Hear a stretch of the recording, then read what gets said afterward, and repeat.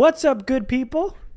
Jamie here, Garrett here, and this cute little graphic I put up just now so that we can see the 53 instead of just all the guys that they cut. We got it up here, and we'll go position by position, and the Chargers are now down to 53, and there are some things that are pretty interesting with this list. So first off, Jamie, how are you doing?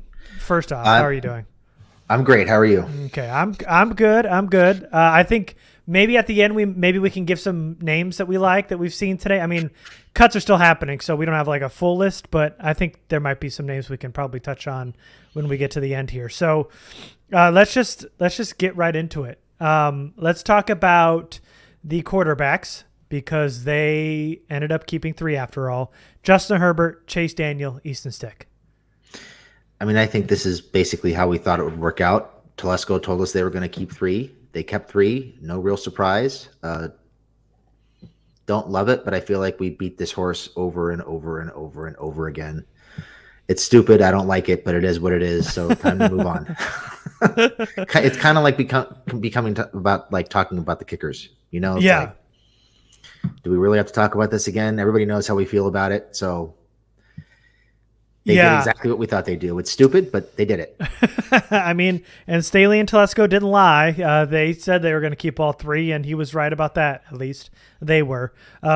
There's nothing more to really touch on with this. I mean, when we talk about some guys that end up getting cut that maybe deserved a roster spot, you'd think that one of these guys would be able to go, and you'd be able to squeak one of these other guys that may have a bigger role with this team. But alas, they kept 3 quarterbacks.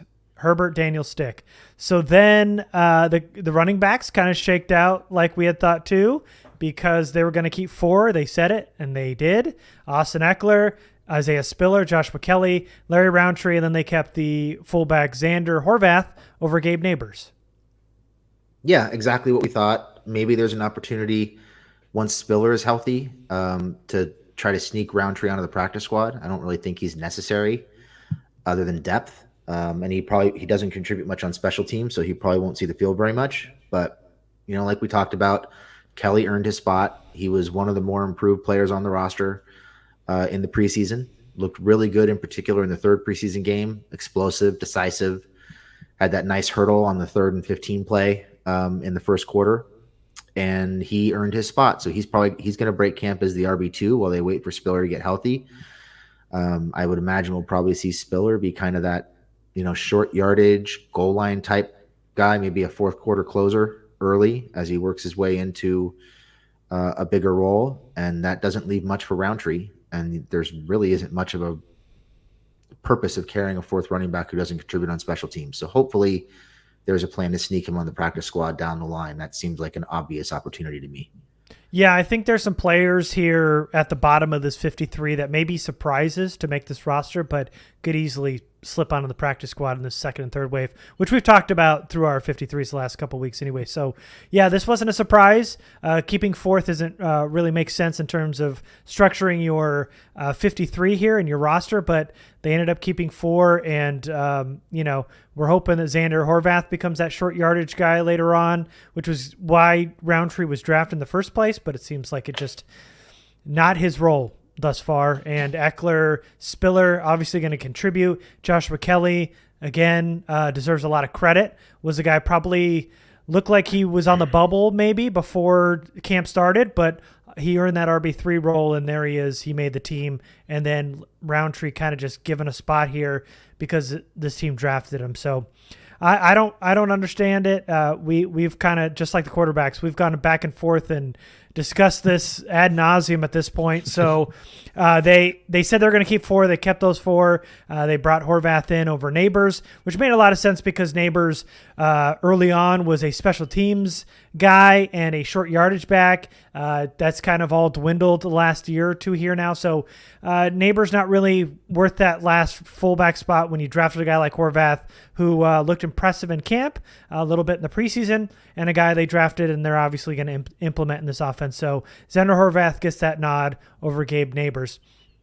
So Then they kept 5 wide receivers, and maybe a big surprise for a lot, a guy that I had on the team, Michael Bandy, ended up getting cut. They ended up keeping Keenan Allen, Mike Williams, Joshua Palmer, DeAndre Carter, Jalen Guyton. I think we all assumed those 5 were definitely going to make it.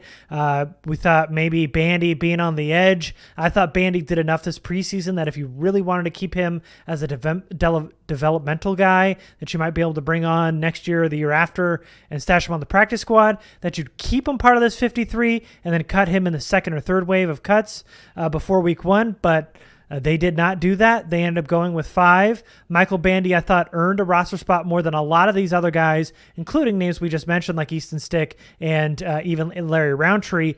And with what Tom Telesco said, all the glowing reviews about being a football guy, loved having him in the building, loved how much he's developed, and I think the quote was, "He's one of us," or something like that, Jamie. Yeah, that was the quote. End up cutting him is kind of bad in terms of morale in my mind, because you have really built this guy up all off season, and then you end up cutting him when he did nothing in order to get himself cut other than just being a body in a group of guys that have kind of already cemented themselves in this roster. But I mean, if you're talking just apples to apples here in a vacuum, I would say he earned a spot more than Jalen Guyton if we're talking about just his preseason and offseason. But, Guyton's been with this team longer, and we thought he was going to make the team regardless anyway. But, Bandy, that 6th guy, doesn't make the roster, and we'll see if any other team will pick him up, which I think they probably will. Yeah, I think I agree. I think Bandy did enough to make the team, but I think when you look at the way the roster is constructed, there are 3 or 4 guys who can conceivably play in the slot who made the team. So Bandy is strictly a slot receiver. I know they tried him as a kick returner in the 3rd preseason game. I thought he looked a little bit slow returning kicks. They didn't really give him many opportunities at gunner. It was pretty clear that they didn't think that he was going to be able to contribute on special teams. And I think what we're really seeing is, outside of the return position for the most part, it seems like they're looking to have defensive players be the core special teamers on this team, just with the way they constructed the defensive backs and the linebacker room. It just seems like they want guys who know how to tackle, or theoretically know how to tackle, to be on special teams instead of having to teach that.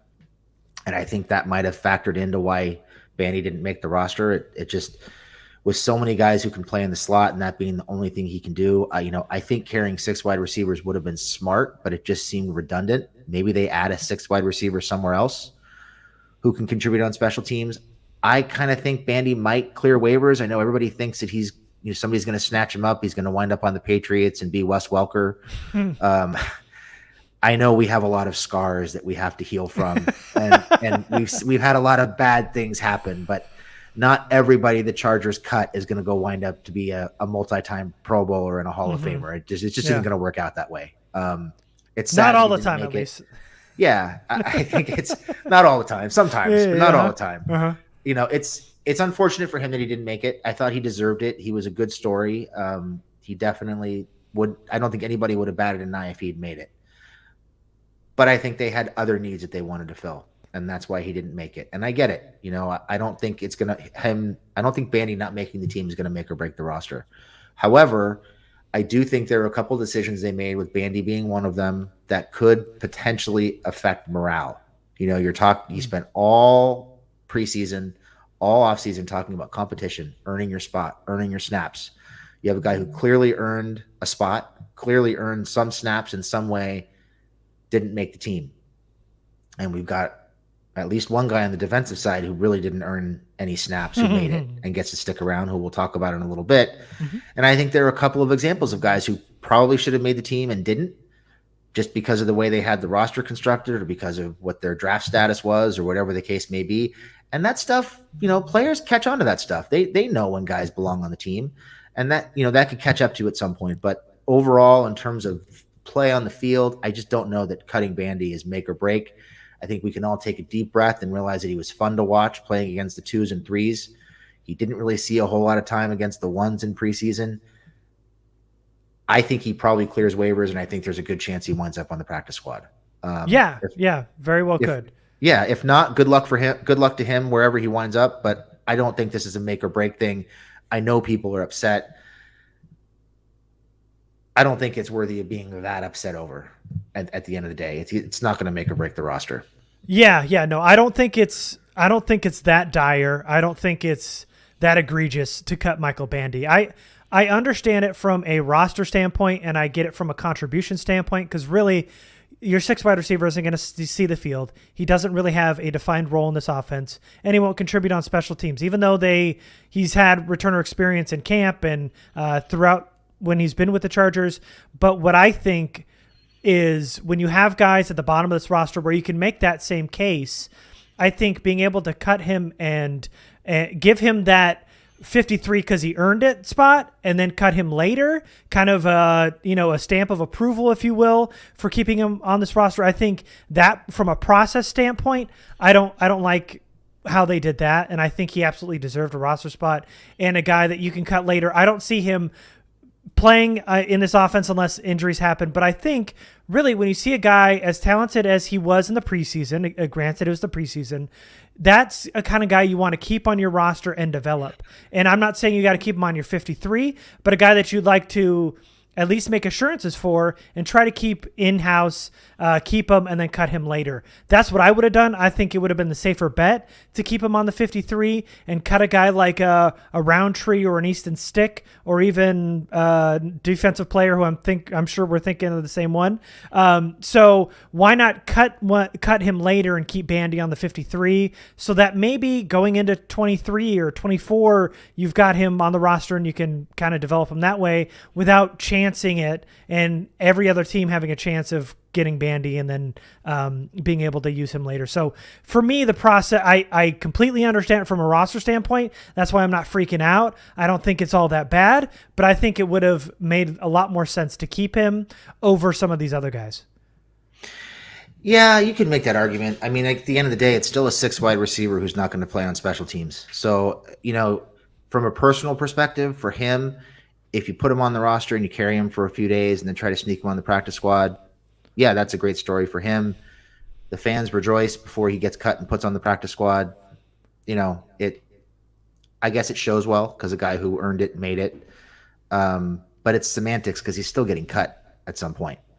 So it's not like he's sticking on the roster for good. I don't know. I get the frustration. I think he's going to wind up on the practice squad. Just a hunch. I hope so because he's earned it. Let's see. We got a question here. Chariuso con papas. Who are the bottom 4 guys on the roster, the ones most likely to get cut in the event the team decides to add someone from around the league? Do we want to get to this later, or do you want to get to this now? Let's get to that later after we go through everything. Okay. All right, we'll get back to this. All right, so let's go tight ends. They ended up just keeping 3, which I think was a very smart move here. They kept Gerald Everett, Donald Parham, and Trey McKitty. No Camp Moyer, no Crowenoak, no Sage Surratt, just 3. Yeah, I thought they'd carry 4. I thought they'd carry 4 primarily for special teams reasons because it seemed like Camp Moyer was playing on all the first team special teams unit throughout camp. And it seemed like they might keep 4 just because Parham's banged up and he's never healthy. So you just never really know if he's going to be available or not. Plus, at the time when we were making the projections, McKitty was still banged up. So it seemed like keeping 4 made sense. Now McKitty is healthy. Mm-hmm. I would assume not keeping Camp Moyer probably says a lot more about their confidence in Parham's availability for week 1 than it says about Camp Moyer. Mm-hmm. And if that's the case, then I'm fine with the process because 4 tight ends on this roster, especially if you feel like you have to keep Camp Moyer, is kind of overkill. And if these guys produce, I think they'll be fine. And you can probably get Camp Moyer on the practice squad. In fact, I'd pretty much guarantee it. So not somebody you have to protect at all costs. And hopefully these guys are healthy and there's no need for a 4th tight end because they obviously felt like they needed those spots elsewhere.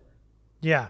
Camp Moyer had every opportunity to earn a roster spot here. I mean, Trey McKitty, Donald Parham were banged up most of camp, didn't get a lot of preseason work, and Camp Moyer really had the one catch in the third preseason game and also had a fumble. So, didn't really do a lot to cement himself as a fourth tight end. The team didn't need four tight ends, but you thought because of the injury luck with these two tight ends so far, especially in camp and this offseason, I think, keeping a fourth made sense. But since Trey McKitty was good to go in that third preseason game, he's fully healthy, and you got to assume now Parham is on track to be ready week 1, that keeping 3 tight ends is perfect, and Kent Moyer not enough to keep on this roster, and definitely worth a practice squad stash, and not a guy that I think anybody's really fighting over to get him. So I think it'll be a really easy guy you can scoop up on your practice squad. So 3 tight ends makes a ton of sense. They made up for it in a couple of the positions here, but so it's just going to be Everett, Parham, and McKitty here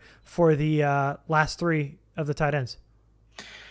Yeah, I think it makes perfect sense. I think they handled it the right way. There was really no reason to hang on to any of those other 3 tight ends. So this makes sense. I did see a question that I thought we should probably answer. There was somebody asking if we could explain Stick and Roundtree making the roster. Find it. You can do it. Let's see. Let's see you do it live here. Is it? I don't even know where it is. Here somewhere. Is it at the top? No, it wasn't at the top. Oh, they wanted us to explain Stick and Tillery. We haven't even gotten to Tillery yet. We can explain Stick, though. There you go. Based on what we've heard. So the reason Stick made the roster is because the Chargers are dumb. No, just kidding. Well, that too. But so Stick made the roster for 2 reasons. One is the Chargers are convinced that Stick and Daniel help Justin Herbert prepare for games. They feel like that's a support staff that makes Justin Herbert comfortable and warm and fuzzy, and that it makes him a better player. And they somehow think that both these guys are contributing a lot in the quarterback room. Granted, we're not in the quarterback room. We don't know, but that's their explanation. They also are completely convinced that if they cut Easton Stick, somebody else would pick him up and they wouldn't be able to put him on the practice squad. I don't necessarily agree with that, but that's the thought process. So that's why Stick is on the roster. Basically, he's there to be Justin Herbert's caddy and make him feel safe. And because they're terrified of losing a quarterback who hasn't been able to beat out Chase Daniel for the QB2 spot in the last 2 years. So yeah, take that as you will, but those are the reasons. Yeah. I think most importantly that they do not want to expose him to waiver wires. And we see better quarterbacks cut every offseason, and Easton Stick still sticks around, and those other quarterbacks rarely get picked up by other teams. So I don't see a world where anybody picks up Easton Stick, but the Chargers apparently do. So they kept Stick, and I don't know what else to say about this quarterback group. They want 3, they kept 3, and I just hope we don't have to see another year of it after this. I hope it's just 2 from here on out. All right, so let's get on to offensive line, and we'll finish up offense here. It's Rashawn Slater, Matt Filer, Corey Linsley, Zion Johnson, Trey Pipkins as your starting 5. Storm Norton is your backup swing tackle. Jamari Salyer, Brendan Hymas, and Will Clapp all make it. And kind of not really a big competition here. This was what we had thought. No other guys had really made any noise this offseason. And Will Clapp, even though being a liability in training camp, in preseason, still makes the roster. Definitely a position they could upgrade if they find a center they like. But these are the 9, and kind of the same 9 we had all expected to make it from the beginning, really. Yeah, I mean, there really wasn't anybody in camp who pushed any of those last 3 or 4 guys for a roster spot. Mm-hmm. I think Salyer was really good in the preseason. Glad to see that he made it. I doubt we'll see him play much this year, but maybe at some point we can look at seeing him play some guard or some tackle during the regular season. I think he has some real potential there. Pipkins, obviously, in my opinion, I think he obviously earned the right tackle job, as much because he showed improvement as it was because Storm Norton didn't show any improvement at all. I think you could probably make a really good argument that both Brendan Hymas and Will Clapp are 2 spots where they could upgrade with a guard, with a veteran. Clapp in particular was really bad in the preseason. I doubt they'll get rid of Hymas, even though they could probably sneak him onto the practice squad. Cyril, that comment about Schofield, That's going to get you banned. Be careful. Not again. Don't speak that evil on us. No. But I think Hymas and Clapp in particular are two guys that if they really wanted to go out and look for a veteran replacement to upgrade, I think there's a possibility they could go with both those guys. Clapp probably definitely much more on the bubble. They could probably, like I said earlier, they could probably trip over the waiver wire and find a center who's better than Will Clapp based on the way he played in the preseason. Would not take much. Yeah. So I think that's an area to look for a possible upgrade if they're in the market for one. Yep. Yeah. And we'll list some names of guys that we would look at on the waiver wire, at least some guys that come to mind, because the cuts are still happening, and we'll make more later. But let's just move on. Let's get special teams out of the way. We already know the three: Dustin Hopkins, J.K. Scott is the punter, and the long snapper is Josh Harris. We knew it. They were the only three. Moving on to defense. D-line here, there's 6. A little bit of a surprise. Well, somewhat. So Sebastian Joseph Day, Austin Johnson, Morgan Fox, Tito Obonia, Jerry Tillery, and Brendan Fehoko are the 6 defensive linemen. Yeah, so I think what we see here is, in my opinion, they wanted to upgrade the situational pass rush on the inside, which is why they brought in Fox. He clearly outperformed everybody else, which is why he is the 3rd guy on the depth chart, and we'll probably see the bulk of the snaps. You knew Obonia was going to make it just because they recently picked him, and they seem really high on him. So he's a guy who is probably going to get a developmental year and not see a whole lot of action on the field. And then you get to those last 2 spots. To me, I thought Jerry Tillery was outperformed by pretty much every defensive tackle on the roster not named Christian Covington. Yeah, I thought everybody outperformed him in the preseason. And from the sounds of it, most of these guys outperformed him in camp too. So he gets to stick. In my opinion, I'm sure Tillery's stuck because he's a former first-round pick and they're just afraid of somebody else picking him up and getting something out of him. It's weird to me because anytime Brandon Staley's asked about Tillery, he basically avoids the question. He hasn't answered a direct question about Jerry Tillery in like a year. Yeah. There's just no interest in answering any questions about him. And then he makes the roster. So kind of a weird case. This is a guy who was not good when he was on the field. He's been one of the worst defensive tackles in the NFL for the last three or 4 years. Really hasn't shown any improvement, offers nothing against the run.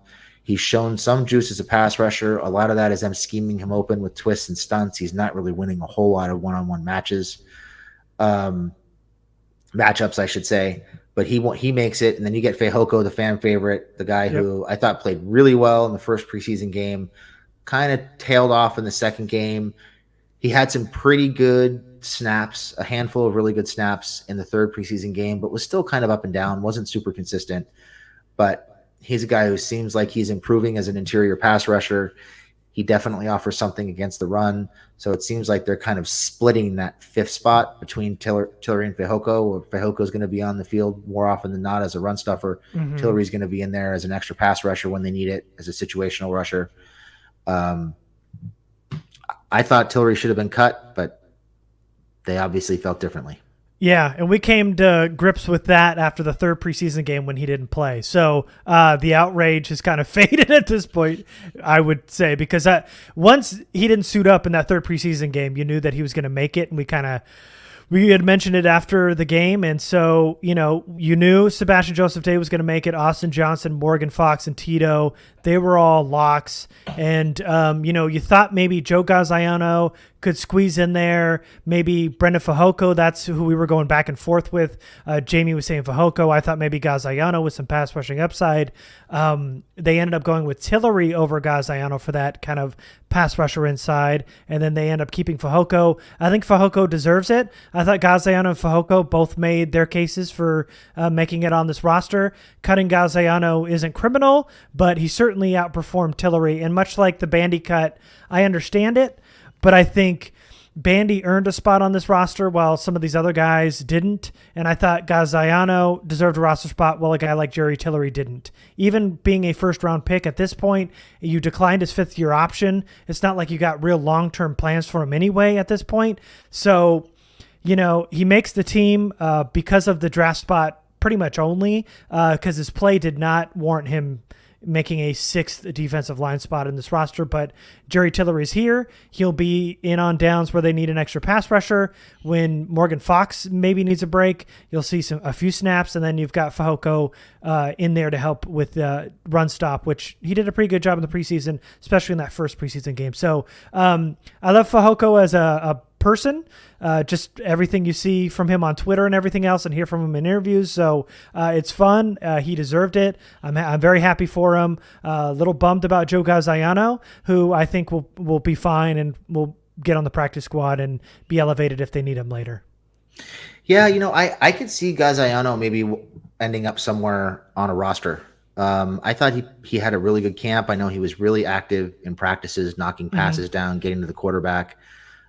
He was one of the more efficient pass rushers throughout the preseason on any team, played extremely well, shows a lot of juice as an interior rusher, really, really like him. And it would not surprise me entering this is year 2 for him, right? Is this year 2 or year 3? Two. I think he might catch on somewhere else. He might be one of the guys who may not be real happy with getting cut and might not be too willing to sign on to the practice squad. I mean, if it was me and I had the camp he had and the preseason he had, and I saw Jerry Tillery made it over me basically just because he's a first-round pick, you'd be pissed. I probably wouldn't want to stick around on that team. I get that. And quite honestly, he deserves, this is his second season. I was just looking it up. He deserves a spot somewhere, whether it's, if he can't stick somewhere and nobody claims him, he definitely deserves to be on somebody's practice squad. Cause he's got, in his second year, I think he's shown enough that he can be that bottom of the depth chart type of interior pass rusher that I think a lot of teams are clamoring for. And so they being the Chargers, decide Jerry Tillery's that guy instead of Joe Gaziano. So I'm pretty disappointed in that decision, but they end up keeping Jerry Tillery. He's part of this defensive line now. And then at edge rushers, they leave it a little skinny here. They went with Joey Bosa, Khalil Mack, and Chris Rumph, only 3 edge rushers. And this was kind of what I was getting at. They've got some guys that can rush the passer. Kyle Van Noy, Kenneth Murray has some experience doing that. And and Morgan Fox does too. So they've got some guys on different types of position groups here on the list that can be that extra edge rusher if they need it, or they can pick up another edge rusher off waivers if they want to. But as of right now, in the initial 53, they've only got 3, Bosa, Mack, and then Rumph. Yeah, I think they probably feel like they've got enough depth. Tillery, I'm sure they probably convinced themselves Tillery can play on the edge too if they really, really need it. You've got Fox, who has that flexibility. Yeah. Van Noy, obviously, is an edge rusher from the majority of his career. They think Kenneth Murray can rush the passer. He did it in college. Wasn't very good at it when they asked him to do it last year. No. So I think they feel like they have some guys that they can move around and have the flexibility, which is why they only went with the 3. And I think, if you're looking at it from a process perspective, you look at Kemp and Davis, Carlo Kemp and Jamal Davis. I feel like both those guys probably have a good shot to wind up on the practice squad. You'll probably end up with at least one of them on the practice squad. So if that's the case, then take the depth somewhere else, whether it's at corner or at linebacker or whatever. Yeah. Let those guys make their way to the practice squad so you can develop them and use one of those spots on somebody who you feel like might contribute right away.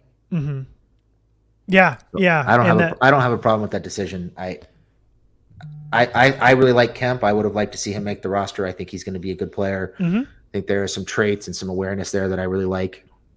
Davis also flashed. So both those guys could very well end up on the practice squad, maybe wind up with the team later in the season. Hopefully the 3 edge rushers they did keep stay healthy. Yeah. I don't really think we want to see a whole lot of Kenneth Murray or Jerry Tillery rushing off the edge. Yeah, and with Van Noy being one of their better linebackers right now, you don't want to see him on the edge and then have to see some of these other guys step up, like a Troy Reader or something, play linebacker. So, right now there's only 3, but, we'll see if they end up keeping somebody else. But I think both Kemp and Davis made a case that they could have been kept here. I understand the 3. I made the same case for my 53, but I think both of those definitely should be on the practice squad. Hopefully nobody else claims them and the Chargers can keep them and develop them because they really showed something in this preseason, this offseason. So then linebackers, this was an interesting one. Both you and I had 5 linebackers, but they kept a 6th, and they kept both guys we went back and forth on. Kyle Van Noy, Drew Tranquill, Kenneth Murray, Troy Reeder. I said they were going to keep Nick Niemann and cut Amon, and you said they were going to keep Amon and cut Niemann. They kept both. They've got 6 linebackers. Yeah, interesting decision. And I think, I alluded to it earlier. I think it tells us about their special teams philosophy. I think, a lot of talk this offseason, I should say, about the Chargers not valuing the linebacker position, Brandon Staley not valuing the linebacker position, and now we have 6 linebackers on the roster. And I think what they're telling us really is they don't want to see wide receivers and running backs trying to make tackles on special teams. I think that's what they're telling us. They want defenders to make tackles, yeah. Yeah, They want guys who know how to tackle, or at least theoretically know how to tackle, to make those plays. Mm-hmm. So I think that's why they're keeping the extra linebacker. I think, obviously Niemann was a recent draft pick. It was risky to say they'd cut him just because they just drafted him last year. Mm-hmm. He's a core special teamer. I don't think he's as valuable on defense as Amon Agbamamiga is. God, I always screw that name up. Bong. I'll just go with Bong. Yeah, please. I don't think he's as valuable on defense as Bong is. Niemann, theoretically, he's a better athlete. He should be better in coverage. I just think Bong is a better football player, while Niemann right now is a better athlete. And they're both core special teamers. And they also brought in Troy Reeder to be a core special teamer. So I think we'll see a lot of Van Noy and Tranquill and Murray on defense. And I think we'll see a lot of Reeder and Niemann and Amon on special teams, being the core special teamers. And I think that speaks to their philosophy. Again, probably another reason why they didn't keep Michael Bandy. They wanted guys who know how to tackle to make tackles. They wanted defenders making tackles. And I think that's why they keep both Niemann and Bong, why they keep both Niemann and Bong. Mm-hmm. And I think that's also more than likely why they kept Dean Leonard, who we'll talk about here in a minute. Yeah. Not going to see Easton Stick or Larry Roundtree make many tackles on special teams, but I'm not going to Easton Stick is the next Taysom Hill, right? He can make plays on special teams. We saw how good Taysom Hill was.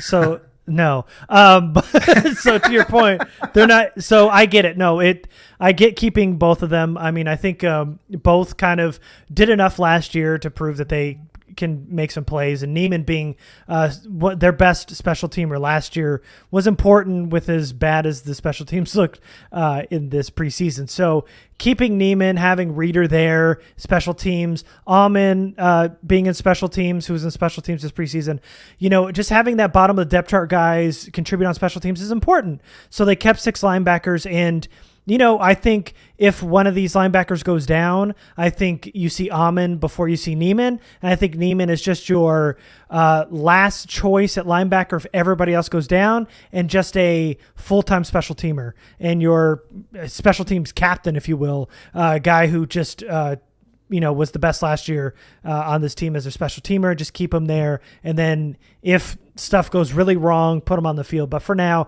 I think Amon will get that nod over Niemann, who I think Amon is a better player on the field right now, while Niemann is the better special teams player. Kind of like how they're going to use Tillery as more of the pass rusher in a few packages, and then Fehoko as the run stuffer in a few packages, kind of split that. They're going to do the same thing with Niemann and Amon as a player on the field and a special teamer. So makes sense to me. I'm fine with both of them. If it helps their special teams, that's great. And I'm cool with keeping these 6. Yeah, I'm fine with it. I think it's going to make the special teams better in the long run. So I think it makes sense. Oh man. So Craig just joined us, and we didn't mention Joe Reed getting cut. Do you want to do that now? I feel like we've taken enough shots at Craig, but let's take another one.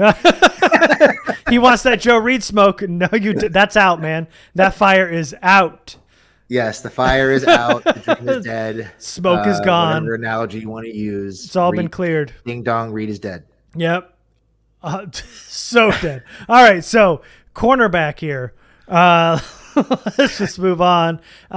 So J.C. Jackson, Asante Samuel Jr., Bryce Callahan, Michael Davis, Jasir Taylor, all make sense. That was the 5 we had. And then they add, but we talked about them keeping an extra DB. You and I said Mark Webb, which didn't make the team. It was Dean Leonard. So they kept the guy they drafted as the 6th corner, and you have got to imagine that means no Tavon Campbell, who was obviously waived earlier with the injury tag. But you got to assume when they want to get depth or sign somebody off the waiver wire, Dean Leonard's the first guy to get dropped off this list and onto the practice squad.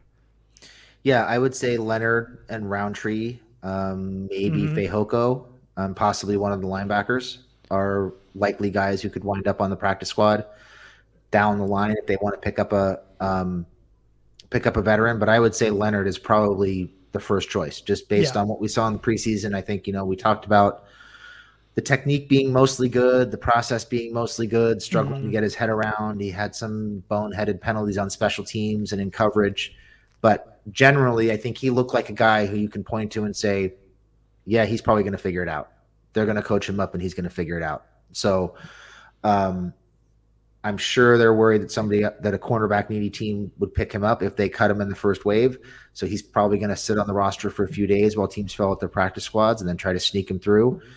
But if not, only having 4 safeties, you could certainly make an argument for keeping 6 corners, especially with JC missing at least the first game of the season. Possibly. You might need that from a special teams perspective, and you might need that depth on some level in the secondary at some point.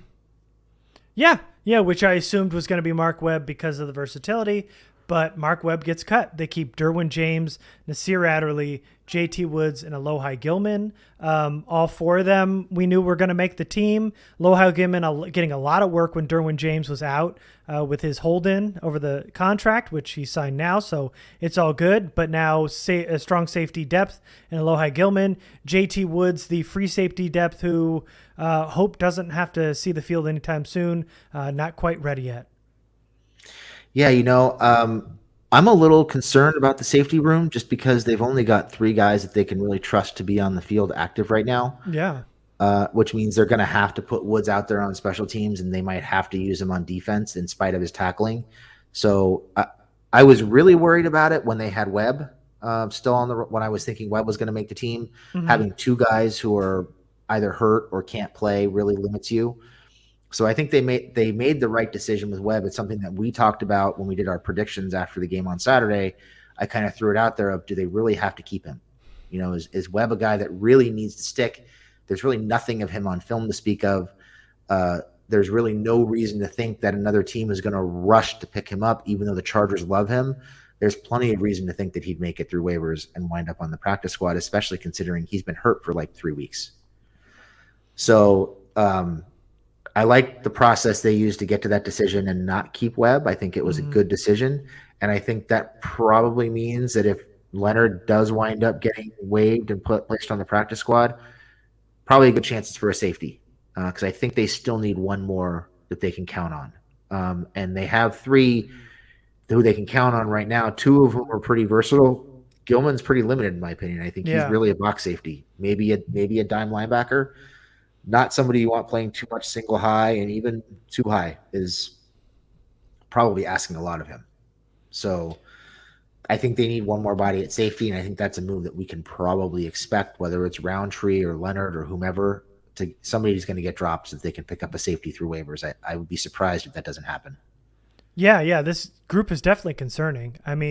If Nasir Adderley goes down, I would hate to see JT Woods hit the field already. And Alohi Gilman really, you kept saying 3 guys, and I kept shaking my head and then you eventually got to it. Yeah, it's like you can't really trust Alohi Gilman, and he's not going to be playing a lot of free safety. You don't want him back there. And even at strong safety, he's got his limitations. So I'm not even sure the Chargers have 3 guys. It's almost like 2.5 at this point. But, they've got in names, they've got some depth in Woods and Gilman, but you got to really hope and pray that Derwin James and Nasir Adderley stay healthy, and hopefully there's some better depth coming in that safety room, because that's a tough one. Jasir Taylor could be a guy who played some safety in college that could get back there that I would trust a lot more than JT Woods at this point.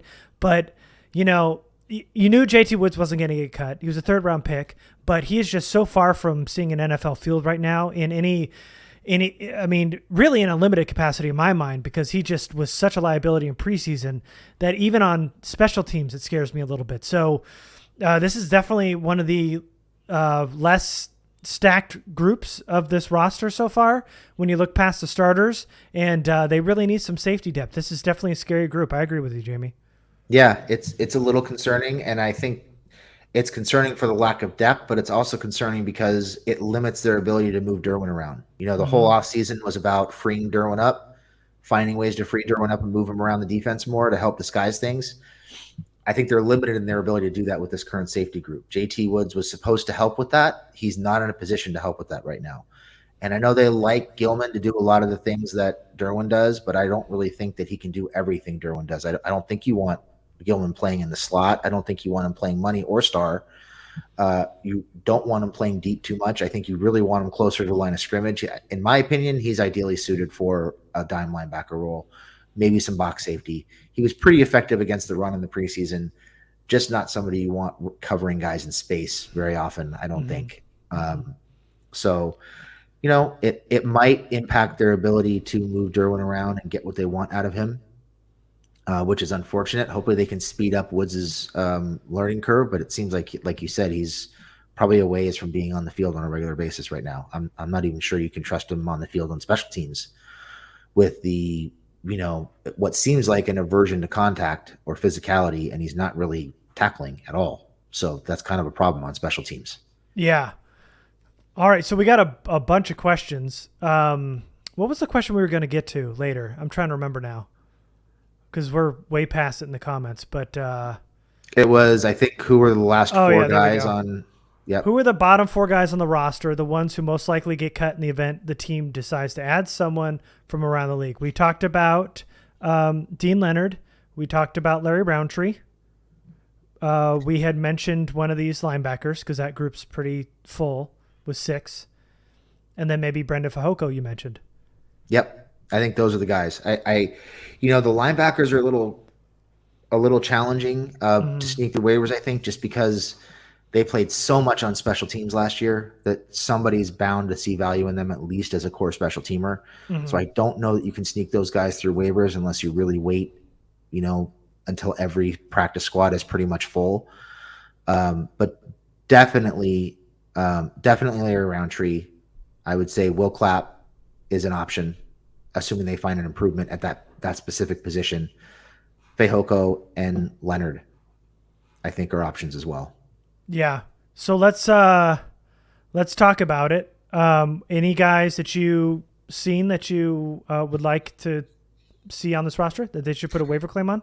There are a couple of veterans who got cut, safeties that I would take a look at. A guy like a Logan Ryan, a guy like an Anthony Harris. Those are guys that I would look at. I think they would help keep Gilman in roles that are more suited to his skill set, limited though that might be. And allow them to move Derwin around a little bit more. So that would be a position that I'd certainly be looking at. One other guy I want to add to that list, Tayshaun Gibson got cut today. Did he? Yep. I think that's a veteran safety move that would make a lot of sense too. Another guy with ball skills. If they like traits and they value those turnovers, then that could be a way to go. Yeah. Yeah, that'd be great. So backup centers, just from what we've seen, which is the bare minimum so far, the Chiefs just cut their backup center, Austin Reiter. He was, I think he would be a really good option as a backup center. Young guy too, who I think has some NFL experience and would really be an upgrade over Will Clapp.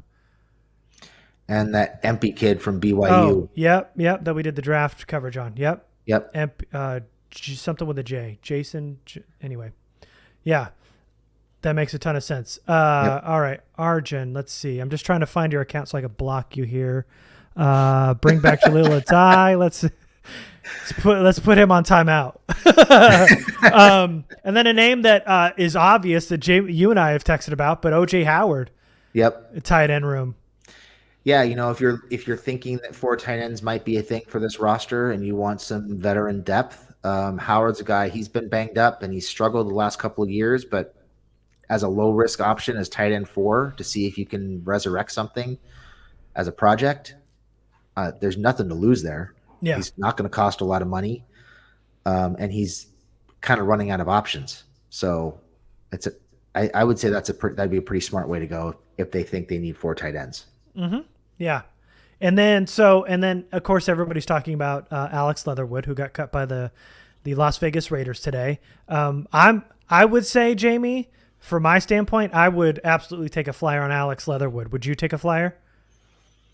I wasn't really a fan of his coming out. Well, me neither. Oh, absolutely not. And I think unfairly, he got drafted in the first round. He was a late day 3, early day 4 guy, for me at least. I don't remember what your grade was, but I think if you saw him as a 4th round pick, you wouldn't cut him.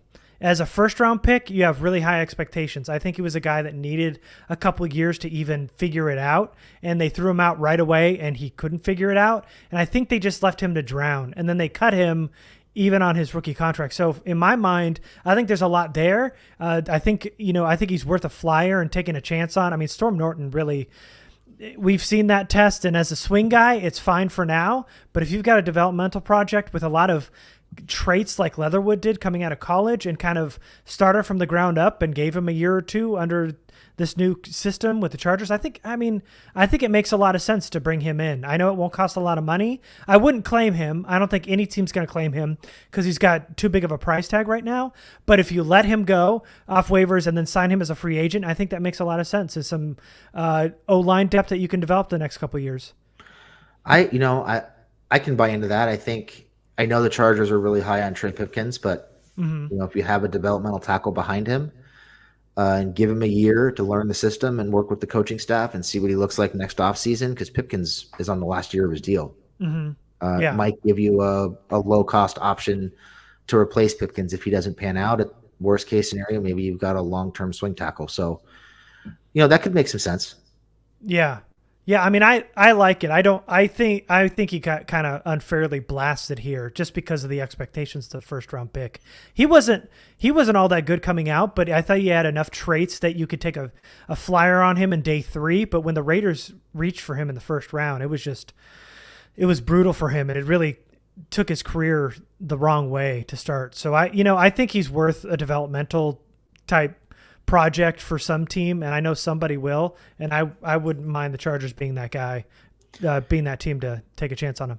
Yeah, and man, based on the last 5 or 6 drafts, I think the one team you don't want to be drafted by in the first round is the Raiders.